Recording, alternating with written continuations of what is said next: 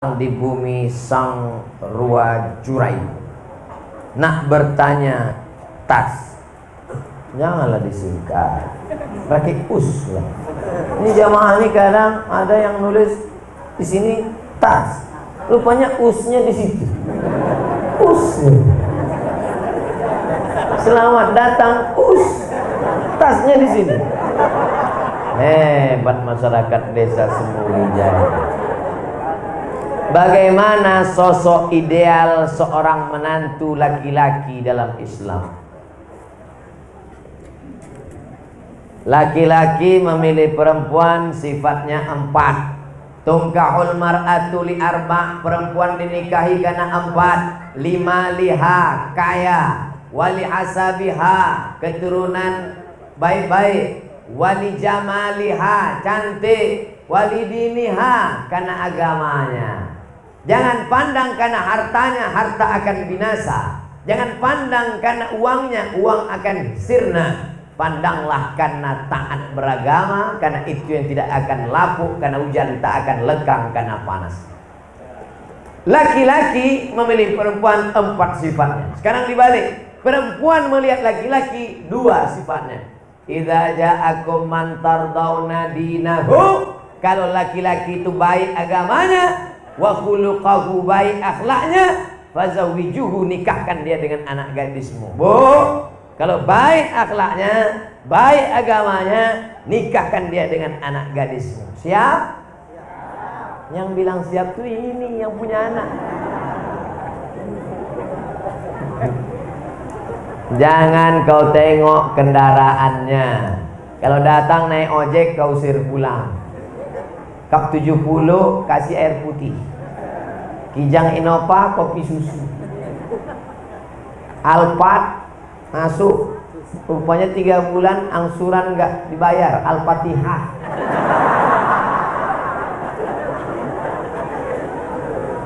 Saya ingin tanya, bagaimana cara bertaubat dari segala dosa yang pernah dilakukan di masa lalu? Kalau dosanya kepada Allah, mandi taubat, sholat sunat taubat. Kalau dosanya kepada manusia, minta maaf. Kalau ada utang piutang, bayar. Kalau ada yang menyakitkan hati, mohon maaf. Nanti kalau saya mohon maaf sama dia, dilemparnya pakai panci Pak Ustaz, pakai rantang pun gak apa-apa. Yang penting kita sudah minta maaf. Oleh sebab itu maka yang akan datang, wa atsbi'is sayyi'atal hasanata tamhuha, beramal soleh, maka dosa-dosa yang lalu mudah-mudahan dihapuskan dengan segala amal ibadah itu insyaallah. At-taibu minadz dzambi kama la dzambalah, orang yang bertaubat maka seakan-akan dia tak punya dosa. Maka jaga hati, jaga lidah, jaga tangan, jaga pikiran, jaga perbuatan. Allah menjaga kita. Istiqomah sholat berjamaah, ikuti kajian kiai alim ulama, membaca Quran, melazimkan wirid yasin, ikut berjamaah silaturahim. Akhirnya kita pun akan mati dalam la ilaha illallah Muhammadur Rasulullah sallallahu alaihi wasallam. Ustadz, apa hukumnya membawa anak balita ke dalam masjid saat sholat berjamaah?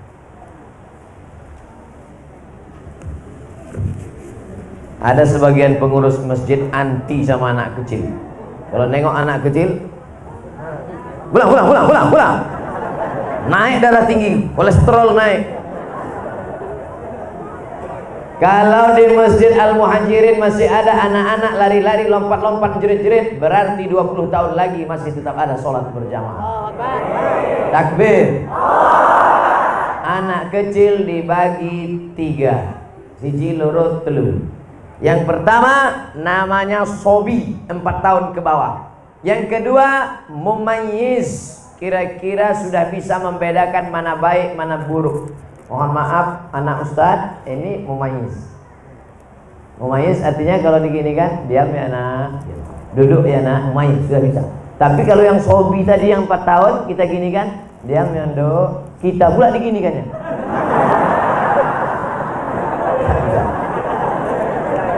Yang ketiga amrod. Amrod hampir akil balik, jenggot hampir tumbuh, halus-halus. Amrod pakai dal bukan bot. Amrod kalau bot penyakit.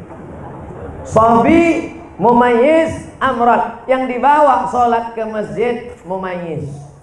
Adapun yang usia 3 tahun tak bisa dibawa, karena waktu sebelum sholat bisa kita kasih tahu, "Dok, kene yo, nggih." Begitu kita takbir, Allahu Akbar, lari dia. Kebetulan bapak yang di situ ada bawa kacamata, diletakkannya di bawah. Setiap anak tuh lewat, bapak tuh, gitu. Akhirnya salam bapak tuh cuma sekali aja. Assalamualaikum warahmatullah. Anak sampean iki ya. Anak sampean iki, kata yang sebelah ngamuk, kata yang sebelah lagi, ojo dikeplai, patenya.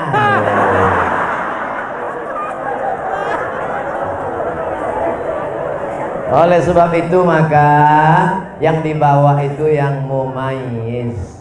Saya sudah ceramah 70 menit, anak kita masih serius mendengar ceramah. Mudah-mudahan dijadikan Allah pemimpin lampu. Bayangkan, tahan dia dengar ceramah 70 menit. Kadang orang baru 15 menit. Ya anak kecil tahan 70 menit. Entah karena takut sama saya. Tengoknya suara Ustaz menggelegar. Ini kalau kita ngantuk gawat nih katanya. Rabbana hablana minas sholihin. Jadikan anak-anak kami anak-anak soleh-solehah. Apakah seorang ibu single mom? Ternyata di desa Semulijaya, ibu itu sendiri disebut single mom. Apakah peran seorang single mom untuk menggantikan, memberikan peran seorang ayah kepada putranya Pak Ustadz? Iso apa ora iso? Bisa nggak seorang ibu menggantikan peran seorang ayah? Bisa kan ya? Langsung mereka jawab. Nabi Isa ada nggak ayahnya? Apakah Nabi Isa lalu kemudian nakal dan ketika ditangkap oleh polisi, kenapa kau nakal? Kurang kasih sayang. Nabi Ismail alaihissalam diantarkan Nabi Ibrahim ke kota Makkah al-Mukarramah. Setelah itu Ibrahim pulang ke Palestina. Artinya apa? Perempuan bisa membesarkan anaknya tanpa suami, tapi suami tak bisa membesarkan anaknya tanpa istri. Mana yang lebih hebat, laki-laki apa perempuan? Tengok, ngaku mereka. Tes, habis baterai. Artinya peran ini masing-masing mesti ada, tapi peran anak yang paling lama adalah dengan ibu. Karena dalam perut 9 bulan 10 hari perut siapa? Perut ibu. Yang menyusukan 2 tahun siapa? Ibu. Yang mengeluarkan meregang nyawa sampai dijahit siapa? Ibu. Adapun bapak peluk cium, kasih sayang, suruh ngurang bacaan. Makanya ibu sampai 3 kali ummuka, ummuka, ummuka, abuka. Karena ibu yang mengandung, melahirkan, menyusukan. Yang sempurna dapat kasih sayang ibu, dapat kasih sayang bapak, tapi yang lebih adalah ibu, ibu, ibu. Ini semua yang hebat-hebat ini, bapak bupati, wakil bupati, bapak sekda, alim ulama, semua laki-laki yang hebat ini keluar dari rahim ibu. Betul? Oleh sebab itu maka jangan pernah menyakiti ibu, karena perempuan adalah tempat kita membalas kasih sayang, mengharapkan turunnya rahmat Allah Subhanahu wa ta'ala. Bagaimana hukumnya bila kita ingin merehab masjid? Bagus. Apakah amal jariah yang membangun masjid pertama akan hilang? Ketika Masjid Nabawi tiangnya batang korma, atapnya pelepah korma, dindingnya labin tanah liat yang dijemur kering dicetak 4, direnovasi oleh Sayyidina Utsman bin Affan. Abu Bakar, Umar, Utsman merenovasi pertama Masjid Nabawi. Lalu sahabat komplain, bagaimana dengan yang nyumbang tiangnya? Berarti putuslah pahalanya Utsman. Utsman langsung membacakan hadis yang dia pernah dengar dari Nabi SAW. Man bana masjidan, siapa yang bangun masjid, banallah mislahu baitan fil jannah, maka Allah sudah bangunkan untuk dia satu tempat dalam surga. Mana tahu nanti Masjid Al-Muhajirin masyarakatnya melimpah ruah, rumah ripah loh jenawi, trokat dan batu jadi tanaman, melimpah ruah rezeki, maka nanti masjid ini kita buat menjadi Islamic Center 2 tingkat insyaallah. Amin. Ada pondok tahfiz Qur'annya, ada tempat praktek dokternya, ada tempat kumpul anak mudanya. Apakah hilang pahala orang yang nyumbang dinding keramik? Tidak, maka tetap mengalir. Kalaupun mau dijual atapnya, maka dijual, duitnya tetap balik lagi ke masjid. Kalaupun dindingnya mau dihancurkan, dindingnya menjadi pondasi masjid atau ke masjid lain, tidak dibuang, tidak digunakan untuk sia-sia, karena dia adalah wakaf. Wakaf itu la yuba'u, tak boleh dijual, wala yuhabu, tak boleh dihibahkan, wala yurasu, tak boleh diwariskan, tapi wakaf kembali kepada wakaf. Makanya yang kemarin sudah nyumbang keramik, nggak perlu ditulis di situ keramik saya. Lalu ketika nanti ada direnovasi, nyari mana keramik saya, mana. Mudah-mudahan yang bangun masjid ini ikhlas, sudah dibangunkan tempatnya di surga. Oh, jadi Ustadz, kalau saya sedekah keramik di akhirat saya nanti dapat keramik. Ya, kalau saya kemarin buat atap di akhirat dapat atap. Ya. Tiba-tiba satu bapak nangis. Kamu kenapa nangis? Saya kemarin cuma ngasih WC, Pak Ustaz. Masa di akhirat cuma dapat WC? Mikirnya jangan logika dunia. A'datul ibadiyas salihin, aku siapkan untuk hambaku yang saleh, mala a'yunun ra'at, belum pernah dilihat mata, wala udhunun sami'at, belum pernah didengar telinga, wala khatara ala qalbi basar, belum pernah terlintas di hati manusia. Maka yang kemarin sedekah WC kamar mandi akan diberikan balasan tak pernah terlintas di hati manusia. Amin. Orang tua kami anaknya perempuan semua. Bagus, dapat mantu suki. Dalam Islam hak perempuan istri ada pada suami. Jika suami tersebut pelit terhadap orang tua istri, bagaimana orang tua kami saat beliau tua dan tak berdaya, Pak Ustadz? Makanya sebelum dapat mantu buat tim fit and proper test. Mudah-mudahan ibu-ibu yang punya anak perempuan dapat menantu yang soleh-soleh macam mereka. Ibu dari sekarang mulai tengok-tengok mana calon-calon menantu. Yang senyum, yang lajang aja.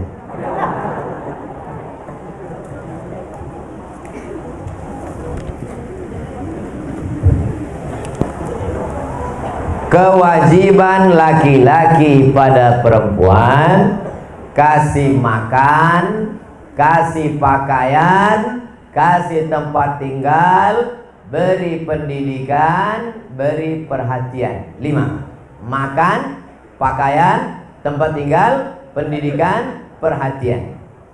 Laki-laki tidak boleh memberikan zakat pada orang yang wajib dia nafkahi. Tak boleh bapak beri zakat kepada istri. Adinda, ini 3 juta zakat kanda, sekaligus belanja 3 bulan. Nggak bisa. Laki-laki tidak boleh memberikan zakat pada mertua. Kenapa? Karena istri, anak, orang tua, mertua wajib dinafkahi. Istri, anak, orang tua, mertua wajib dinafkahi. Beda dengan saudara. Saudara tak wajib dinafkahi, tapi saudara dibantu boleh, dianjurkan. Tapi mertua, orang tua, bagaimana mungkin dia memberi anaknya yang dikandungnya 9 bulan 10 hari, dibesarkannya dengan tetes 10 keringat air mata, setelah anak itu gadis diberikannya kepadamu hanya dengan mahar seperangkat alat sholat dan kitab suci Al-Quran? Kenapa dia beri anak gadisnya? Itu karena dia ikhlas lillahi ta'ala. Oleh sebab itu jangan kalian laki-laki membuat calon-calon ibu ini kehilangan anaknya Tapi justru ibu ini akan berkata, alhamdulillah Ustaz, dulu saya menganggap kalau anak saya dibawa oleh laki-laki, ini anak kami hilang, tapi ternyata kami malah dapat 2. Anak kami tetap ada dan menantu kami adalah orang yang luar biasa. Tapi sayangnya itu hanya ada di sinetron saja. Dan di desa Semulijaya ada calon-calon yang baik-baik, yang soleh-soleh. Wajahnya kelihatan tuh orangnya lembut, wajahnya baik, cerah, tapi pelitnya minta ampun. Pak Ustadz, saya mau tanya masalah riba Pak Ustadz. Apakah sama dosa si periba yang memberikan pinjaman uang dengan si korban yang minjam uang? Yang minjam kena riba, yang makan uang riba juga kena riba. Sama. Saya pinjamkan 100.000, bayarnya 120.000. Pinjamkan 1 juta, bayarnya 1.200.000. Lalu dimakan duitnya. Mana ada orang makan duit? Duitnya dibelikan lontong sayur. Allahumma barik lana fima razaqtana wa qina azabannar. Yummy. Sepiring lontong berubah menjadi setetes darah. Setetes darah masuk ke dalam jantung, karena jantung akan menyemprotkan darah naik ke otak. Setetes darah dari jantung naik ke otak. Nasiyatin kadzibatin khati'ah. Ubun-ubun, penipu, pembohong, pendosa. Kenapa ubun-ubun? Karena dari jantung naik ke ubun. Jangan sampai ubun-ubun anak kita kotor karena kita kasih duit riba, baik yang meminjam maupun yang memberikan pinjaman riba. Sepiring nasi goreng, kok tiba-tiba Ustadz dari lontong ke nasi goreng? Terserah saya, yang ceramahkan saya. Sepiring nasi uduk, sepiring ayam penyet berubah menjadi setetes darah, darah berubah menjadi daging. Ayyuma lahmin nabata min haramin, setiap daging di badan tumbuh dari yang haram, fannaru aulabi, tempatnya api neraka jahanam. Nanti di akhirat ditimbang, Abdul Somad beratnya 50 kilo, yang halal 10 saja. Maka berapa lama kita mampir di tempat transit di Obo-Obo sampai bersih, yang haram itu dibakar, barulah masuk ke dalam surga. Pada tiap pagi tiap petang kita berdoa, Rabbana atina fid dunya hasanah wa fil akhirati hasanah wa qina adzabannar. Selamatkan dari api neraka. Tapi badan kita santapan api neraka gara-gara riba. Hati-hati. Yang meminjam-minjamkan uang berhenti. Hai, yang suka minjam-minjamkan uang berhenti. Stop. Ustaz kok nunjuk kami? Saya nunjuk kamera supaya nanti di share dia nonton. Hai kau yang minjamkan uang. Alladzina yakuluna riba, orang yang makan riba, la yaqumuna illa kama yaqumul ladzi yatakhabbathu asyaitanu minal mas. Yatakhabbatu syaitanu minal mas. Orang yang makan riba nanti di akhirat bangun dari kubur seperti orang kerasukan setan. Kerasukan setan itu bahasa Jawanya apa? Kesambet, kesurukan. Nah, itulah dari itu. Nauzubillah. Mudah-mudahan kita selamat, anak cucu kita dari riba. Lebih baik penampilanmu bersahaja sederhana daripada kaya tapi karena riba.